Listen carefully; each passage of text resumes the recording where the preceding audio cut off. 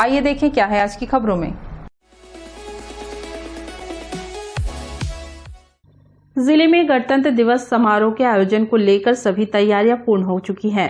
26 जनवरी को गणतंत्र दिवस के अवसर पर सीएसईबी के खेल ग्राउंड में विधायक विनय जायसवाल के द्वारा प्रातः 9 बजे ध्वजारोहण किया जाएगा। इसके साथ ही वे परेड की सलामी लेंगे और मुख्यमंत्री का जनता के नाम संदेश का वाचन करेंगे। कार्यक्रम के दौरान वे शहीदों के परिवार का सम्मान करेंगे। इसके पहले कलेक्टर संजीव झा और एसपी संतोष सिंह ने गणतंत्र दिवस के अवसर पर सीएसईबी खेल मैदान में आयोजित होने वाले मुख्य समारोह की तैयारियों व अंतिम रिहर्सल का निरीक्षण किया। रिहर्सल के दौरान निर्धारित कार्यक्रमों का मॉक ड्रिल किया गया।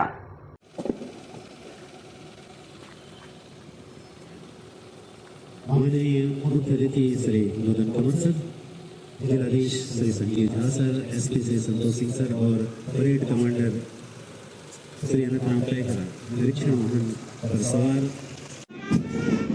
और अगले क्रम पर होमगार्ड्स महिला की टुकड़ी,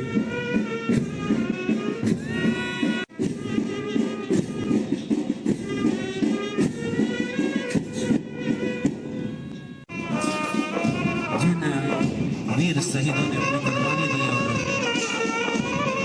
भारत जैसे विशाल गणतंत्र में हम निवास कर रहे हैं, आओ झुककर सलाम करें उन्हें जिन्हें मुकम्मल मुकाम मिलता है। खुश नसीब होते रक्षित निरीक्षक सुबेद श्री अनंतराम पैकरा, परेड कमांडर, और उनके ठीक पीछे सुबेदार भुवनेश्वर कश्यप। पहली टुकड़ी जिस परेड में शामिल हो गए निरीक्षण करते हुए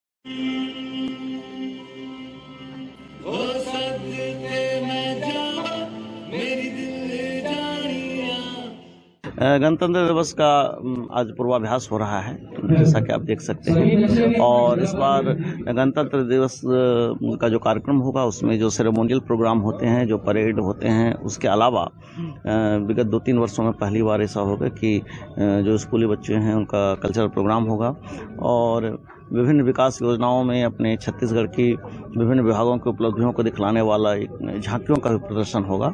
ये 2 चीज़ें मुझे लगता है 2-3 वर्षों के बाद होगा। इसको लेकर के बच्चे और हमारे जितने शासकीय लोग हैं सभी बहुत उत्साहित हैं और बहुत अच्छा रिहर्सल हुआ है और एक अच्छी प्रस्तुति, एक अच्छा रंगारंग, एक समारोह पूर्वक गणतंत्र दिवस का कार्यक्रम होगा। नमस्ते कोरबा न्यूज के लिए संतोष अग्रवाल के साथ आलोक यादव की रिपोर्ट।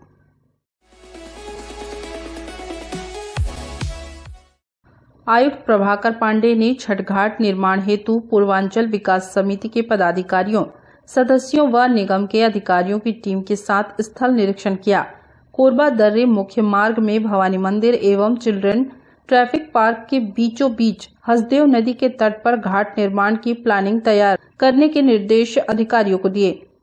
आपको बता दें कि प्रदेश के मुख्यमंत्री भूपेश बघेल के कटघोरा प्रवास के दौरान भेंट मुलाकात कार्यक्रम में पूर्वांचल विकास समिति के पदाधिकारियों व सदस्यों ने मुख्यमंत्री से भेंट कर छठ घाट निर्माण कराए जाने का आग्रह किया था, जिस पर मुख्यमंत्री बघेल ने छठ घाट निर्माण के संबंध में कार्रवाई किए जाने के निर्देश प्रशासन को दिए थे।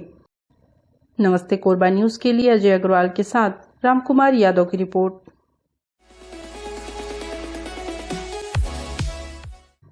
नवनिर्मित मनोकामना सिद्ध श्री राम हनुमान मंदिर पुराना बस स्टैंड में श्री राम दरबार की प्राण प्रतिष्ठा 26 जनवरी को वसंत पंचमी के शुभ अवसर पर किया जाएगा। इसकी तैयारियां जोर शोर से की जा रही है। श्री राम दरबार प्राण प्रतिष्ठा कार्यक्रम की शुरुआत भव्य कलश यात्रा से की गई, जिसमें पुराना बस स्टैंड स्थित हनुमान मंदिर से कलश यात्रा निकालकर नवनिर्मित श्री राम मंदिर तक लाया गया। जिसमें सैकड़ों की संख्या में श्रद्धालुओं ने सम्मिलित होकर कलश उठाया और गाजे बाजे के साथ शहर में भ्रमण करते हुए कलश यात्रा मंदिर प्रांगण पहुंची। आपको बता दें कि मंगलवार शाम को सर्व हिंदू समाज द्वारा श्री राम दरबार की भव्य शोभा यात्रा भी निकाली जाएगी।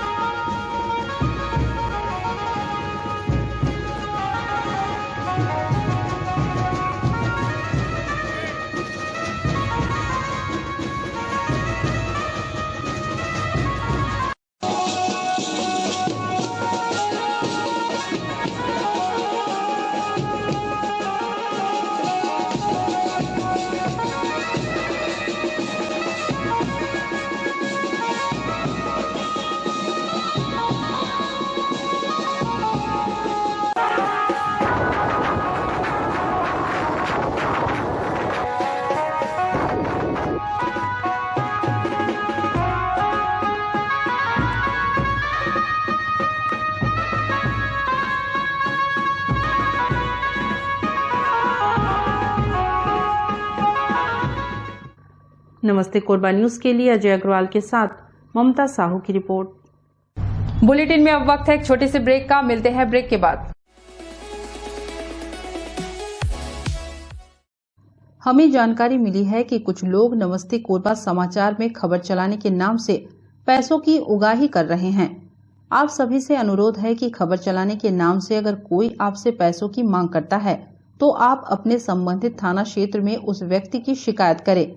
इसके साथ ही आप हमसे नीचे दिए गए नंबरों पर संपर्क करें। हम निष्पक्ष पत्रकारिता करते हैं। हम अपने कार्य को व्यवसाय की श्रेणी में नहीं रखते। संपर्क करें 7000314479 9827107490।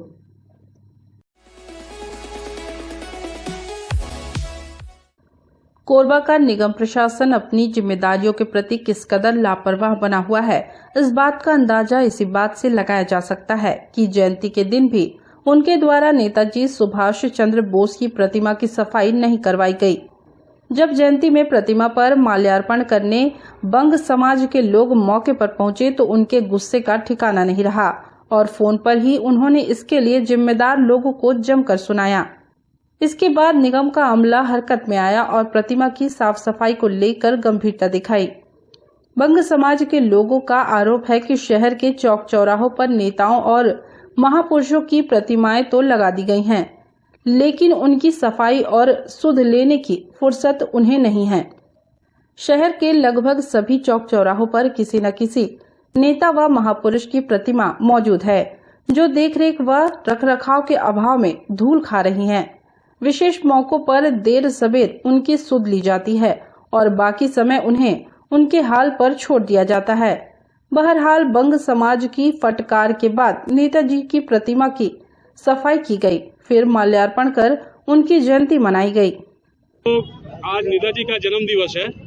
नेताजी को माल्यार्पण करने के लिए हमारे कोरबा में जितने बंग समाज बंग बंधु हैं उनकी ओर से माल्यार्पण करने आए हुए थे। बहुत ही परिस्थिति जो है ना बहुत ही भयानक है। हमारे निगम के द्वारा मूर्तियां तो बना दी जाती है, बहुत पैसे खर्च करते हैं निगम इसमें, बट उसके रख रखाव के लिए कोई ध्यान नहीं है। ना कोई अधिकारी ध्यान देता है, ना हमारे राजनीतिक दल ध्यान देते हैं। आज भी हमारा एक हुआ कि हम माल्यार्पण करने के लिए 11 बजे जब आए तो देख रहे हैं पूरी गंदा, उसके ऊपर चिड़ियों का रीछ था पड़ा हुआ था। तो ये तो है राष्ट्रीय स्वयंसेवक वाले थे, उनकी मदद से उनकी सफाई किया गया। बहुत बोलने पर निगम के द्वारा मशीन भेजा गया, पानी भेजा गया। यही काम को यदि एक दिन पहले या 2 दिन पहले पेंट उन करके रेडी कर दिया जाता तो कितने सुंदर भव्य। और निहारिका चौक जो है बहुत बड़ा, यानी कि अपने को बोलना चाहिए लोकेलिटी वाली जगह है ना, व्यावसायिक परिसर भी है, आदमी का आना जाना रहता, तो इस पर ध्यान देने की जरूरत। आज कोई कहीं की भी मूर्तियां बनाई गई है, बट उसका कोई रख रखाव नहीं है, खाली सुभाष चंद्र बोस की ही नहीं सबकी। तो मैं प्रशासन से, राजनीतिक दलों से ये विनती करना चाहता हूँ कम से कम सप्ताह ना हो तो 15 दिन में एक बार इनकी साफ सफाई हो। और जब भी उनके जन्मोत्सव, किसी महापुरुष के जन्मोत्सव आता है तो उसमें पेंट रंग रोशन होके चारों तरफ से सही कर दिया जाए तो बहुत ही अच्छा लगेगा। बाहर के आने वाले, देखने वाले को भी बहुत अच्छा लगेगा। इस विषय पर नगर निगम के अपर आयुक्त खजांची कुमार ने कहा कि सप्ताह में एक बार नगर निगम द्वारा शहर में स्थापित महापुरुषों की प्रतिमाओं की सफाई कराई जाती है। उन्होंने कहा कि नेताजी सुभाष चंद्र बोस की प्रतिमा की सफाई में लापरवाही बरतने वाले पर निश्चित ही कार्रवाई की जाएगी। नमस्ते कोरबा न्यूज के लिए अजय अग्रवाल के साथ संतोष अग्रवाल की रिपोर्ट।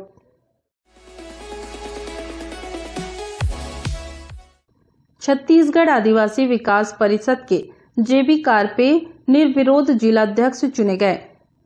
टीपी नगर स्थित तिलक भवन में पत्रकार वार्ता लेकर परिषद के जिलाध्यक्ष कारपे ने बताया कि आदिवासियों के अधिकारों को दिलाने संघर्ष करेंगे। 15 दिनों के भीतर नई कार्यकारिणी गठित कर संगठन के नियमावली अनुसार प्रदेशाध्यक्ष को भेजेंगे। आदिवासी विकास परिषद के बनाए गए पंजीकृत समिति आदिवासी सांस्कृतिक सेवा केंद्र शक्तिपीठ के कार्यकारिणी को भंग किया गया है और नई कार्यकारिणी सदस्यों का गठन किया गया। समिति के संरक्षक लक्ष्मण सिंह मरकाम, जिला अध्यक्ष डॉक्टर एम सिंह कुसरो, महासचिव छेदू सिंह नेताम, कोषाध्यक्ष पुनीराम सिदार, उपाध्यक्ष चक्रधर सिंह कंवर, उपाध्यक्ष राधेश्याम खैरवार, रामचरण गोंड सर्वसम्मति से नियुक्ति किए गए। पिछड़ी हुई जनजाति को समाज की मुख्यधारा से जोड़ने समेत आदिवासी धर्म, संस्कृति, शिक्षा, रोजगार, स्वास्थ्य को प्राथमिकता देते हुए समाज हित में काम करेंगे। छत्तीसगढ़ आदिवासी विकास परिषद का गठन किया गया है, जिसमें सर्वसम्मति से मेरे को जिलाध्यक्ष बनाया गया है और हमारा उद्देश्य है कि सामाजिक संगठन एवं समिति का उद्देश्य पिछड़ी हुई जनजातियों को मुख्य धारा में जोड़ना है। आदिवासी धर्म, संस्कृति, शिक्षा, रोजगार, स्वास्थ्य को प्राथमिकता देते हुए समाज हित में काम करना है। सबसे बड़ी चुनौतियां तो हमारा जो 32% का है और जो भी हमारे आदिवासी हैं जो मुख्य धारा में नहीं जुड़े हैं और जो शिक्षा से वंचित हैं, तो शिक्षा और रोजगार को पहले प्राथमिकता दिया जाएगा और इसी आधार पे काम करेंगे।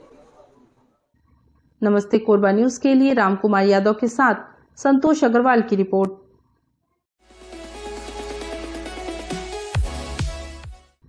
रात के अंधेरे में महिला के घर में घुसकर लूट और दुष्कर्म की घटना को अंजाम देने के मामले में कोरबा की फास्ट ट्रैक कोर्ट ने निर्णय दिया है। इसमें दुष्कर्मी को आजीवन कारावास और उसके सहयोगी को 10 वर्ष की सजा से दंडित किया गया है।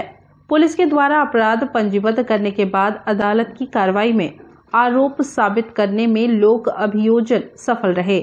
इस मामले में सभी आरोप फास्ट ट्रैक कोर्ट में प्रमाणित किए गए। अपर सत्र न्यायाधीश ज्योति अग्रवाल ने आरोपी काशिफ खान को उम्र कैद और पवन चौरसिया को अलग अलग धाराओं में 10 वर्ष की सजा सुनाई है। इसके अलावा दोनों आरोपियों पर अर्थदंड भी लगाया गया। महिलाओं के साथ हिंसा और अन्य अपराधों को लेकर पिछले वर्षों में कई कठोर कानून बनाए गए हैं और सुनवाई की गति भी बढ़ाई गई है। इसके नतीजन आरोपियों को दंडित करने का रास्ता साफ हुआ है। 11/5/2020 का मामला है। अटल आवास में रहने वाले युवक काशिफ खान और EWS MP नगर में रहने वाला पवन कुमार चौरसिया, ये दोनों पीड़िता के घर में रात को अवैधानिक तरीके से घुसते हैं और रात को 12-1 बजे करीब उसके घर में घुस करके जब वो सो जाती है उसी समय ये उसके मुंह को दबाते हैं और उससे पैसा की मांग करते, पैसा कहाँ रखी पूछते हैं तो उसको वह कहती है कि मेरे पास पैसा नहीं है। इधर में उनके द्वारा अलमारी से पैसा वगैरह निकाल कर लूट किया जाता है और 2 मगवाई और इंडक्शन चूल्हा और प्रेस, इलेक्ट्रॉनिक प्रेस, इसको लूटा जाता है। और इसी बीच में उसके सर पे हथौड़ी नुमा हथियार से वार किया जाता है और उसके हाथ पैर को बांध दिया जाता है और उसके साथ बलात्कार किया जाता है। ये काशिफ खान के द्वारा बलात्कार किया जाता है। फिर उनके द्वारा एक घटना कारित करके रात को फरार हो जाते हैं। सुबह जब वो पीड़िता को होश आता है तब वो आसपास वालों को आवाज़ देती है, फिर जाके उसको अस्पताल में भर्ती की जाती है। उसके द्वारा रामपुर चौकी में FIR दर्ज कराने के पश्चात न्यायालय में मामला आता है। न्यायालय द्वारा दोनों आरोपी के विरुद्ध 394 जो लूट की परिधि में 394 के तहत अपराध पाए जाने पर आजीवन कारावास और 2000 रुपये का अर्थदंड से दंडित किया गया है। इसके अलावा धारा 458 जो रात्रि गृह अत्याचार के मामले में 10 साल की कारावास और 1000 रुपये का जुर्माना, और कासिफ खान को 376 के तहत बलात्संग के मामले में आजीवन कारावास की सजा से दंडित किया गया है, और 342 के तहत जो सदोष परिरोध के तहत धारा 342-34 में 1 वर्ष कारावास से दंडित किया गया है, और साथ ही साथ अर्थदंड से भी दंडित किया गया है। इस प्रकरण में पैरवी अतिरिक्त लोक अभियोजक राम कुमार मौर्य द्वारा की गई। नमस्ते कोरबा न्यूज के लिए अजय अग्रवाल के साथ राम कुमार यादव की रिपोर्ट।